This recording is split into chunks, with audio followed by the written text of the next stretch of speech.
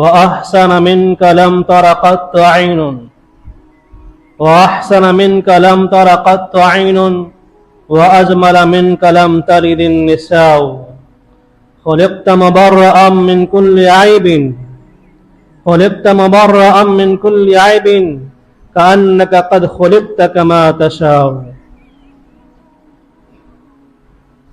حضرات، بزرگان دین اور نوجوان ساتھیوں، مسلسل 3 ہفتے سے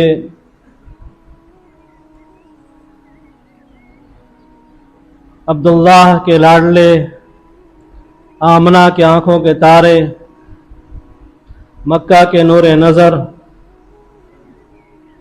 ابو طالب کے پوتے، ہمارے اور آپ کے نبی، امام الانبیاء، سید المرسلین، شفیع المذنبین، جناب محمد رسول اللہ صلی اللہ علیہ وسلم کی چند جھلکیاں آپ کے سامنے رکھنے کی کوشش کر رہا ہوں۔ گزشتے جمعہ میں آقا صلی اللہ علیہ وسلم کی ولادت کا تذکرہ، پھر حلیمہ سعدیہ رضی اللہ تعالی عنہا کا ان کی ماں کے پاس سے ان کو لے جانے کا تذکرہ، اور پھر آقا صلی اللہ علیہ وسلم کا حلیمہ سعدیہ رضی اللہ تعالی عنہا کے گھر پہنچنے کے بعد ان کی گھر میں برکتوں کا تذکرہ، یہ ساری چیزیں الحمدللہ آئیں۔ جب آقا صلی اللہ علیہ وسلم کی زندگی کی 40 بہاریں گزریں اور آپ صلی اللہ علیہ وسلم کو اللہ تبارک و تعالی نبوت کے تاج کو آپ کے سر پر رکھا اور وحی الہی کا آغاز فرمایا،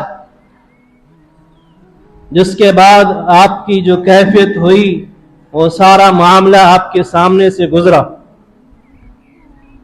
3 سال تک آقا صلی اللہ علیہ وسلم نے بڑے رازدانہ طریقے سے، بڑے خفیہ طریقے سے، بڑی سرگوشی کے انداز میں اسلام کی تبلیغ کی، توحید کی دعوت کی، بھٹکوں کو راہ دکھانے کی کوشش کی، جس میں سے سب سے پہلے آپ کی شریک حیات حضرت خدیجہ رضی اللہ تعالی عنہا نے آپ پر ایمان لائیں اور کلمہ لا الہ الا اللہ محمد رسول اللہ صلی اللہ علیہ وسلم کی گواہی دی۔ جوانوں میں حضرت صدیق اکبر رضی اللہ تعالی عنہ، جو آپ کے دوست تھے، آپ کے بہت قریبی تھے، آپ کے ساتھ ہر حال میں، سفر میں، حضر میں ہمیشہ ساتھ رہتے تھے، انہوں نے آپ کی نبوت کی تصدیق کی اور کلمہ شہادت کی گواہی دی۔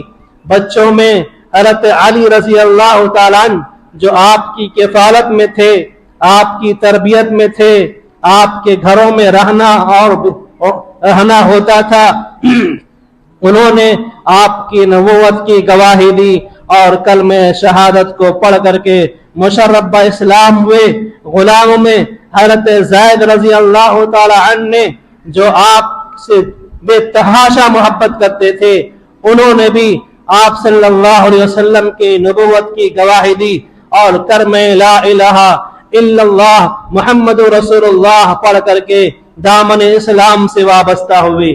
یہ زید رضی اللہ تعالی عنہ کے واقعہ کو آپ سنیں گے، ان کی زندگی کو آپ سنیں گے تو آپ حیرت زدہ ہو جائیں گے، اور پھر وہاں پر بھی آپ کو جناب محمد رسول اللہ صلی اللہ علیہ وسلم کا ایک تعارف ملے گا، ان کے اخلاق کا، ان کے کردار کا، ان کی گفتگو کا، ان سے محبت کا ایک طریقہ وہاں بھی ملے گا کہ جب زید رضی اللہ تعالی عنہ کو ان کے والدین کو معلوم ہوتا ہے کہ ان کا بچہ مکہ کی سرزمین پر ہے اور کسی اچھے گھرانے میں ہے، کسی اچھے گھرانے کے زیر تربیت ہے، وہ لوگ ڈھونڈتے ہوئے مکہ پہنچتے ہیں اور پتہ لگاتے ہیں کہ ان کا بیٹا کہاں ہے، ان کا لخت جگر کہاں ہے۔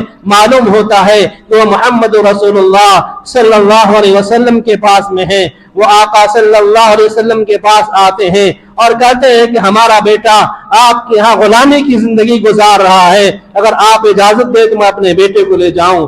हुजूर पाक सल्लल्लाहु अलैहि वसल्लम पर कुर्बान जाइए। आका सल्लल्लाहु अलैहि वसल्लम फरमाते हैं कि बात ले जाने की नहीं है, आपके सामने मैं आपके बेटे को बुलाता हूं, अगर वो आपके साथ जाना चाहे मुझे कोई मुआवजे की जरूरत नहीं है, आप लेकर के चले जाइए, लेकिन अगर आपका बेटा हमारे पास रहना चाहता है तो मैं उसे जबरदस्ती आपके साथ नहीं भेज सकता। वालिदैन ने कहा इससे अच्छी बड़ी बात क्या हो सकती है, इससे भली बात क्या हो सकती है कि कोई मुआवजा भी देना नहीं पड़ेगा। और कौन बेटा होगा जो अपने बाप के साथ जाना नहीं चाहेगा। बुलाया जाए। हज़रत ज़ैद रज़ी अल्लाह तआला अन्हु को बुलाया गया। आका सल्लल्लाहु अलैहि वसल्लम ने बुलाया और फरमाया पहचानते हो ये कौन है? कहा हाँ ये मेरे वालिद मोहतरम है। कहा इन्हें पहचानते हो ये कौन है? कहा ये मेरे चचा जान है। कहा ये तुम्हें लेने के लिए आए हैं, मेरी तरफ से इजाजत है, अगर तुम चाहते हो अपने अब्बू के साथ जाना, अगर तुम चाहते हो अपने चचा के साथ जाना, मेरी तरफ से पूरी इजाजत है, तुम जा सकते हो अपने वालिदैन के घर में, तुम अपने अब्बू के साथ जा सकते हो, अपने वालिद मोहतरम का हाथ पकड़ करके मेरे पास से रुखसत हो सकते हो, मैं तुम्हें तोहफे दिला करके यहां से रुखसत करूंगा। कुर्बान जाइए हज़रत ज़ैद रज़ी अल्लाह तआला अन्हु पर। उन्होंने कहा ऐ मेरे सरताज, ऐ अल्लाह के रसूल सल्लल्लाहु अलैहि वसल्लम, माना कि हमारे अब्बू जान है माना कि हमारे चचा जान है, लेकिन जो चीज हमें आपके पास मिल रही है और जो चीज हमें आपसे मिलेगी वो इनके पास नहीं मिल सकती है। मैं अपने वालिदैन के मुकाबले में, मैं अपने बाप के मुकाबले में, मैं अपने चचा जान के मुकाबले में आपको तरजीह देता हूं और आपके पास से मैं कहीं नहीं जाना चाहता। मैं आपकी सोहबत नहीं छोड़ना चाहता, मैं आपकी संगत नहीं छोड़ना चाहता, मैं आपकी तरबियत से दूर नहीं होना चाहता, मैं तो बस आपके आगोश में रहूंगा, आपके कदमों में जिंदगी गुजारूंगा और आपके कदमों में दम तोड़ दूंगा। बाप हैरान, चचा हैरान, ऐसा भी कोई बेटा होता है? बाप लेने के लिए आया हुआ, चचा लेने के लिए आया हुआ, पहचान नहीं है मेरा अब्बा जान है, पहचान नहीं है मेरे चचा जान है। ताज्जुब है और हैरान है बेटे के जवाब पर। वो कहते हैं ना मैं अपने अब्बा के साथ नहीं जाता, मैं अपने चचा के साथ नहीं जाता, मैं अपने घर को नहीं जाता, मैं तो आका सल्लल्लाहु अलैहि वसल्लम के दर पे रहना गुजार और उनकी दरों पर अपनी जिंदगी को गुजार देना ये अपनी सआदत समझता हूं, इसके अलावा मैं कहीं को तरजीह नहीं देता। अब्बा हैरान, बेटा क्या कह रहे हो? मैं तुम्हें लेने आया हूं, ये तुम्हारे चचा हैं तुम्हें लेने आए, तुम्हारी अम्मी तुम्हारा इंतजार कर रही है, तुम्हारी चाचियां तुम्हारा इंतजार कर रही, तुम्हारी फूफियां तुम्हारी इंतजार कर रही, तुम्हारी बहनें तुम्हारा इंतजार कर रही है और तुम हो जो यहां से जाना नहीं चाहते हो। कहा अब्बा जान मुझे सबकी याद आती है, मुझे सबसे मोहब्बत है, लेकिन दर रसूल से जो मुझे मिला है और दर रसूल से जो मुझे मोहब्बत मिली है, जो मुझे शफकत मिली है, जो मुझे प्यार मिला है, वो मुझे यहां से हटने के लिए, यहां से हटने पर नहीं मजबूर करता है। मैं यहां से कहीं नहीं जा सकता, दर रसूल पर मैं अपने दम तोड़ दूंगा, यहां से अलावा किसी और जगह को तरजीह नहीं दूंगा। ये हुजूर पाक सल्लल्लाहु अलैहि वसल्लम। एक तारुफ ये भी है कि बेटा बाप के होते हुए, चचा के होते हुए, अपनी फैमिली के होते हुए अल्लाह के रसूल सल्लल्लाहु अलैहि वसल्लम की मोहब्बत में इतना फरेफ्ता है, इतना दीवाना है कि दिगर सारी मोहब्बत को हेच उसके सामने। ला युमिनु अहदुकुम हत्ता अकूना हत्ता इलैहि मिन वालिदिही व वलदिही वन नास अजमईन। तुम्हारा ईमान उस वक्त तक कामिल नहीं हो सकता है जब तक कि तुम्हारे बाप, तुम्हारी माँ, तुम्हारी आल, तुम्हारी औलाद, दुनिया जहान से ज्यादा तुम्हारे दिल में मोहम्मद रसूलुल्लाह सल्लल्लाहु अलैहि वसल्लम मोहम्मद रचा बचना चाहे। हज़रत अम्मार बिन यासिर रज़ी अल्लाह तआला अन्हु बड़े सहाबी हैं, अस्साबिकून अल-अव्वलून में से हैं, सबसे पहले इस्लाम कबूल करने वालों में से पूरा खानदान। हज़रत अम्मार बिन यासिर, उनके वालिद हज़रत यासिर, उनकी माँ हज़रत सुमैया और उनके भाई अब्दुल्ला, ये सारे के सारे रसूलुल्लाह सल्लल्लाहु अलैहि वसल्लम के दीवाने। एक मर्तबा हज़रत यासिर रज़ी अल्लाह तआला अन्हु को, हज़रत अम्मार बिन यासिर रज़ी अल्लाह तआला अन्हु को आग से दागा जा रहा था, आग से तकलीफ पहुंचाई जा रही थी। क्यों? सिर्फ इसलिए कि उन्हें जनाब मोहम्मद रसूलुल्लाह सल्लल्लाहु अलैहि वसल्लम की नबूवत की गवाही दी थी। आका सल्लल्लाहु अलैहि वसल्लम का गुजर उधर से हुआ, देखा कि हज़रत अम्मार बिन यासिर रजी अल्लाह तआला अन्हु आग में तड़प रहे हैं। हुज़ूर पाक सल्लल्लाहु अलैहि वसल्लम ने अपने दस्ते शफ़क़त हज़रत अम्मार बिन यासिर रजी अल्लाह तआला अन्हु के सर पर रखा और कहा कि ऐ आग, तो हज़रत अम्मार बिन यासिर के लिए सलामती बन जा, जिस तरह से तो इब्राहिम अलैहिस्सलाम के लिए सलामती बन गई थी। अल्लाह के रसूल सल्लल्लाहु अलैहि वसल्लम का ये दुआ करना था कि हज़रत अम्मार बिन यासिर रजी अल्लाह तआला फरमाते हैं, उसके बाद से आग ने मुझे तकलीफ पहुंचाना छोड़ दिया। हज़रत अम्मार बिन यासिर रजी अल्लाह तआला अन्हु को अबू जहल के हवाले कर दिया गया। अबू जहल ने तकलीफें दी, पूरे खानदान को हवाले कर दिया गया। ये अबू जहल है जिसने हज़रत सुमैया रजी अल्लाह तआला अन्हा, हज़रत अम्मार बिन यासिर रजी अल्लाह तआला अन्हा की वालिदा हैं, उस कमबख्त ने, उस बख्त ने हज़रत सुमैया रजी अल्लाह तआला अन्हा को ऐसा नेज़ा मारा कि आप उसके ज़र्ब को बर्दाश्त न कर सकें, उसकी तकलीफ को बर्दाश्त न कर सकें और आप शहीद हो गई। इस्लाम में ये पहली खातून है जिन्होंने इस्लाम के लिए अपनी शहादत को पेश किया। और उसी के कुछ दिन के बाद हज़रत यासिर रजी अल्लाह तआला अन्हु भी शहीद हो गए। ये सारी तकलीफें दी जा रही थी और साथ ही साथ हुज़ूर पाक सल्लल्लाहु अलैहि वसल्लम से मुतालबा किया जा रहा था कि अगर आप वाकई नबी हैं, आप वाकई अल्लाह के रसूल है, तो मेरा मुतालबा है। अल्लाह के रसूल सल्लल्लाहु अलैहि वसल्लम वो क्या है? कहा कि आप आज 14वीं रात है, चांद अपने आबोताब पर है, पूरी शबाब के साथ जलवा फिगन है। अगर आप वाकई अल्लाह के सच्चे रसूल और नबी हैं तो इस चांद को 2 टुकड़े करके दिखला दीजिए, और वो टुकड़ा भी ऐसा हो कि एक टुकड़ा एक पहाड़ी पर हो और दूसरा टुकड़ा दूसरी पहाड़ी पर हो, ताकि साफ समझ में आ जाए कि चांद के 2 टुकड़े हुए हैं, कोई शक न रहे, कोई शुबा न रहे, कोई शक की गुंजाइश न रहे। अगर आप अल्लाह के नबी हैं तो ऐसा करके दिखा दीजिए। आका सल्लल्लाहु अलैहि वसल्लम के उस वक्त में वो कैफियत थी कि ज़ुबान रिसालत से निकल गया, अगर ऐसा हो जाए तो, अगर ऐसा हो जाए तो।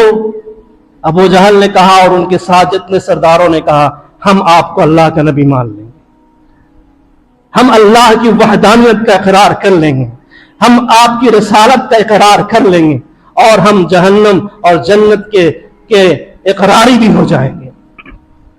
हुज़ूर पाक सल्लल्लाहु अलैहि वसल्लम ने अल्लाह से दुआ फरमाई और उसके बाद अपनी उंगली का इशारा चांद की तरफ किया।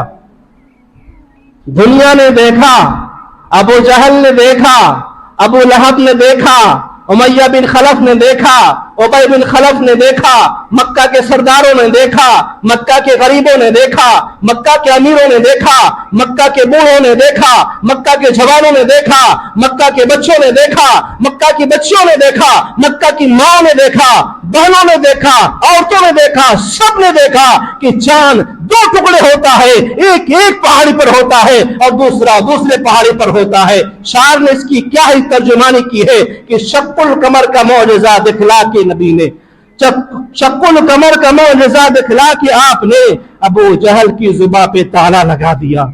शक्कुल कमर का मौजज़ा दिखला के आपने अबू जहल की जुबां पे ताला लगा दिया।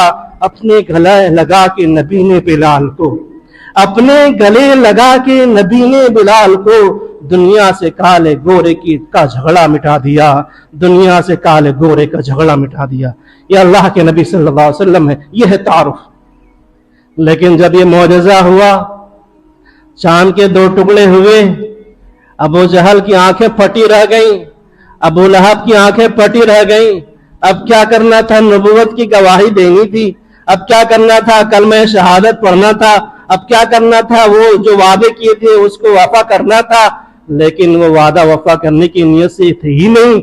उनके दिल में तो शैतान बैठा हुआ था, ان کے دل میں تو شیطان نے پنجہ گاڑ دیا تھا، وہ تو گمراہ پہلے سے تھے اور اللہ نے ان کے دل پر مہر لگا دیا تھا، وہ کیسے قبول کرتے؟ فوراً اپنی بات سے پلٹتے ہیں۔ یہ تو محمد کا کھلا جادو نظر آتا ہے، لگتا ہے محمد نے ہمارے آنکھوں پر جادو کر دیا ہے۔ بعد نے کہا محمد نے نعوذ باللہ چاند پر جادو کر دیا ہے۔ نہیں ہم ایسے نہیں مانیں گے، لگتا ہے یہ ہمارے آنکھوں کا دھوکہ ہے۔ اچھا باہر سے آنے والے سے پوچھ لیں گے، مدینہ سے آنے والے سے پوچھیں گے، یمن سے آنے والے سے پوچھیں گے، ہندوستان سے آنے والے سے پوچھیں گے، عراق سے آنے والے سے پوچھیں گے۔ جب وہ گواہی دیں گے تب ہم سوچیں گے۔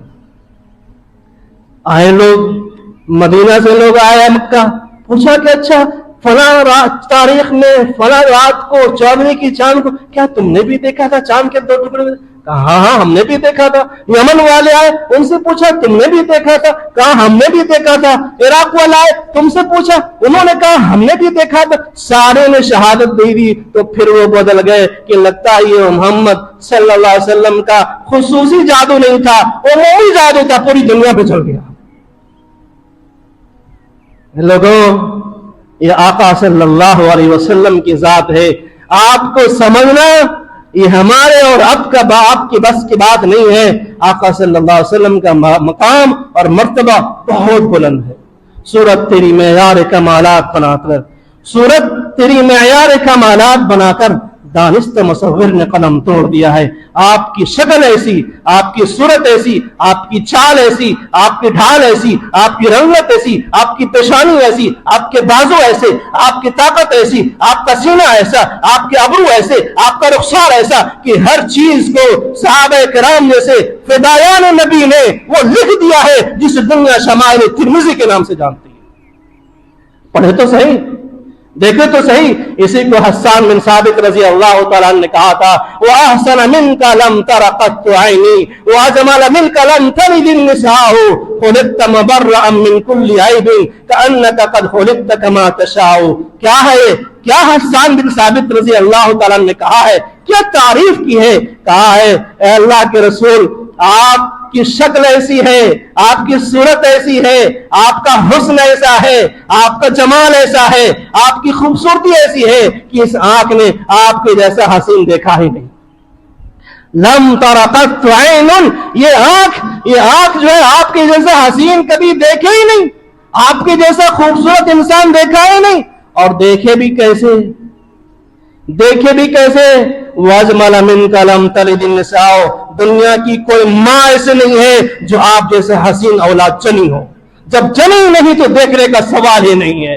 قال خلقت مبرأ من كل عیب، جناب رسول اللہ صلی اللہ علیہ وسلم کی تعریف میں حضرت حسان بن ثابت رضی اللہ تعالیٰ عنہ فرماتے ہیں کہ آپ کو اللہ رب العزت نے ہر عیب سے پاک، مبرہ، منزہ پیدا فرمایا، ہر عیب سے پاک، ہر داغ سے پاک، ہر نقص سے پاک۔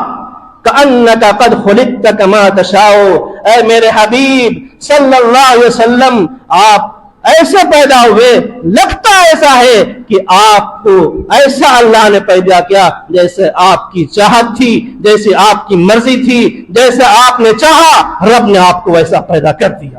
اور ہو بھی کہنا وَلَسَوْفَ يُعْطِيكَ رَبُّكَ فَتَرْضَىٰ، رب نے یہی کہا ہے ہم تمہیں وہ دیں گے جس سے تو راضی ہو جائے گا، ہم وہ کریں گے جو تیری مرضی ہوگی۔ قَدْ نَرَىٰ تَقَلُّبَ وَجْهِكَ فِي السَّمَاءِ فَلَنُوَلِّيَنَّكَ قِبْلَةً تَرْضَاهَا، ہم قبلہ کو اسی رخ میں موڑ دیں گے جو تیری مرضی ہے، جو تیرا منشا ہے، جو تیری چاہت ہے، جو تو چاہے گا ہم وہ کر کے دکھلا دیں گے۔ میرے محبوب تیری نظر کا اٹھنا، تیرے چہرے کا اٹھنا آسمان کی بلندیوں کی طرف ہم دیکھ رہے ہیں، جو تیری مرضی ہے ہم وہ کر دیں گے۔ تو یہ ہے مقام نبوت، یہ ہے مقام محمد، یہ مرتبہ رسالت ہے۔ جب آپ اس رسالت کے مرتبے کو سمجھیں گے تو عمار بن یاسر رضی اللہ تعالی عنہ کی طرح آگ میں چلنا آپ کے لیے گوارا ہو جائے گا۔